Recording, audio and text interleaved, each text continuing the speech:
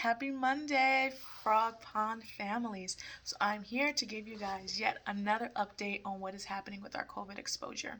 So as of now, we have about maybe 2 more teachers that are awaiting COVID results and about 5 more students that are awaiting COVID results.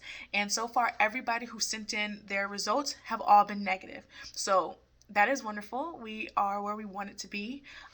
So that means that we were doing something right. So even with our friend who came in, and unfortunately with the exposure that we had, because of the different protocols and things that we have in place, we were able to keep Frog Pond safe. So fingers crossed, knocking on wood, that all of those other results also come back negative.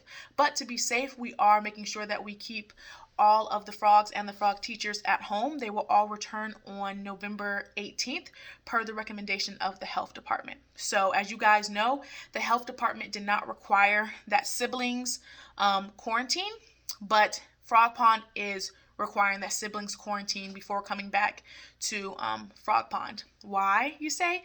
Because I have a frog and I have a sibling who is a jumper. And when I got the message from the health department that my child did not have to quarantine, the sibling, Ava J, I was actually thrilled. I was really excited because those of you guys who have siblings know that it's really hard to keep a 2-year-old occupied at home. But then I turned around and I watched my 2-year-old eat a chewed up gummy snack off of my 4-year-old's finger. And I realized that, for one, that's gross. And for two, that trying to keep one sibling quarantined away from the other sibling is just really hard to do.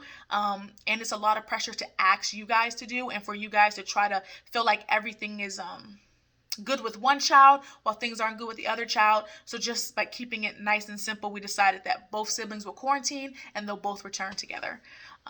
So that's why we made that decision, or why I decided to make that decision. That's one of the things about working at Frog Pond and also being a family at Frog Pond. I'm able to see things from both perspectives.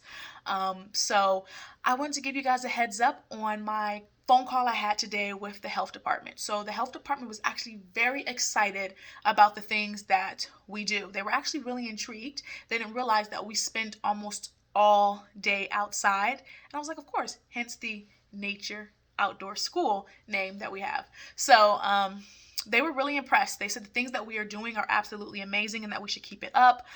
They're really happy about the clan mentality that we have. They're about us not mixing groups, about teachers not being able to mix, about us spending more time outside, about us having the cupola running, making sure that during nap time we have the partitions up. So for the most part, we are great. The only recommendation that they did have is that our kiddos, so our frogs and up, do wear masks as much as possible at Frog Pond. And I did let them know that that was something that we were already working on, that we had decided that from our frogs and up, that we were actually going to start encouraging them to wear masks. And they were on board with that 100%. So that's what we are going to do at Frog Pond.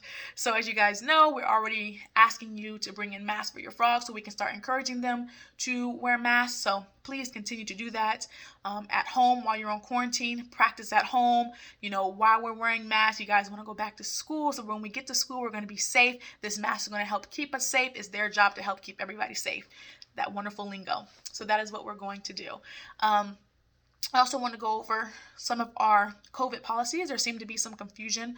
People were messaging wanting to know if this changed our COVID policies at all. And I don't think it changed the policy, because I feel like our policy was actually pretty strict. And even with the strictest things, we know that some things happen, accidents happen, things happen. So I do not fault or blame this family for getting false information from their doctor, or for interpreting the information that they received from their doctor the way that they interpreted it.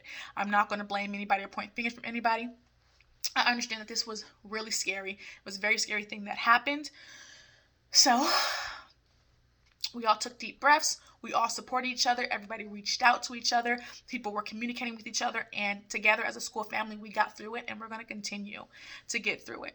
So some things that we're going to do is you're going to receive an email from Mr. V, if you haven't already, about at-home COVID screening questions that you need to answer with your family every day, every morning, before you even come to Kiss and Ride. These questions will include things such as Is your child abnormally sleepy? Are they cranky more than average? Like, what is really average for a 3-year-old and 2-year-old, right? But are they really cranky? Are they complaining of a sore throat? Have they had a sore throat? Are they awaiting COVID results? That's a big one. If you are awaiting COVID results, whether or not your doctor or someone told you they weren't necessary, you cannot return to Frog Pond until those results come back negative. In addition to that, is anybody in your household awaiting COVID results? Anybody in your household waiting a COVID results, you may not return to Frog Pond. Have you been in close contact with someone who was suspected of having COVID or who is currently waiting for results? So screenings will involve things like that. So we're hoping that with this screening, it would definitely help, because we realized that if we had this screening in place, the family that came in, that question would have instantly stopped them. Is your child awaiting COVID results? Yes. Boom. They wouldn't have been here at Frog Pond. So that was a Frog Pond error for not making sure that we had a screening for you guys to do at home. So we're going to make sure we get that screening to you guys. And then as you guys get here, we're going to continue our safe policies and procedures that we have in place. We are going to be a lot stricter. If your child is coughing, sneezing, complaining of a sore throat, they're going to get sent home. And you cannot return without your doctor's guidance. I understand this may be tricky for some families, but unfortunately, or kind of fortunately, we have to be safe rather than we should be sorry, right? So with that, if you guys have any questions about that, please reach out to me. You will be receiving an updated policy for all of you guys to read, review, and sign and send back. We want to make sure that we're all on the same page and we're all continuing to keep each other safe together. So if you guys have any questions, reach out to me. I will gladly answer those questions for you. There'll probably be more updates to come, but that's just something I wanted to give you guys so that we're all not on our toes, pins and needles, waiting for more updates. So the update is everybody's doing great. We're all safe. Results are coming in. They're negative. People that are home, they're quarantining. They're not receiving any symptoms, so that is great. Our teachers are doing well. I had Zoom meetings with them. I'm at home because not only am I the director, but I am a parent. I have a frog, and I tested negative. He tested negative. I will admit that was the worst test of my life. Not just the way it felt, but the anxiety that came along waiting with the results. So I'm at home doing what I'm supposed to do. Some of you guys are wondering what will happen if this were to happen again. That's still coming. So that is still in review. Me, myself, Miss Pam, and Miss Gail, as she's transitioning out, we're trying to figure out the best course of what would happen if we did have to go through this again, because we understand that this may be a financial strain on some people having to quarantine for 2 weeks and not have childcare. But what I would say, something that I've been doing is, you know what? I've just kind of been off the grid, because for 2 weeks, my children have to quarantine. I have to quarantine. So I'm going to quarantine with them. I'm going to make sure that they are occupied here at home. I let Frog Pond know that, hey, love you guys. My children come first. So you guys see me soon. I'll help out when I can. But for the most part, I just got off the grid, and I challenge you guys to do the same.